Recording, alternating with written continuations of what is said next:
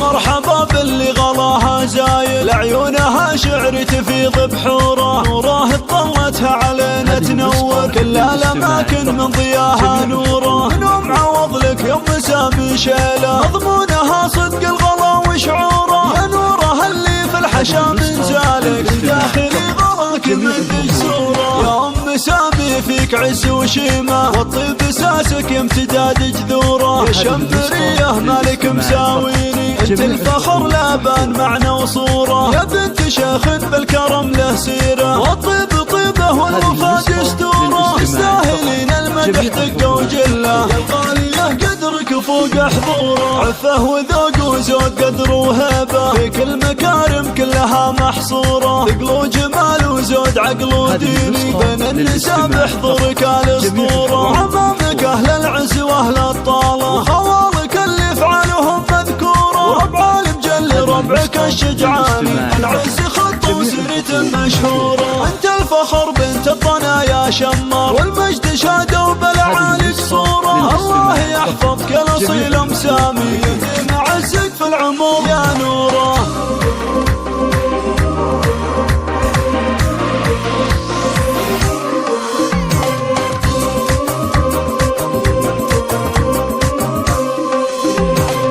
مرحبا باللي غلاها زايل، عيونها شعر تفيض بحوره، نوره طلتها علينا تنور كل الاماكن من ضياها نوره. منو معوض لك يا ام سامي شيله، مضمونها صدق الغلا وشعوره، يا نوره اللي في الحشا من زالك، داخلي غلاك من صوره. يا ام سامي فيك عز وشيمه، والطيب اساسك امتداد جذوره، يا شمريه مالك مساويني، انت الفخر لابان معنى وصوره، يا بنت شيخ بالكرم له سيره، والطيب طيبه والوفا دستوره، تستاهلين المدح دقه وجله، يا الغاليه قدرك فوق حضوره، عفه وذوق وزود قدر وهبه، فيك المكارم كلها محصوره، ثقل وجمال وزود عقل وديني، بين النساء بحضورك الاسطوره، وعمامك اهل العز واهل الطاله، خوالك اللي افعالهم مذكوره، وربع المجل ربعك الشجعاني، ذا العز خط وسيرة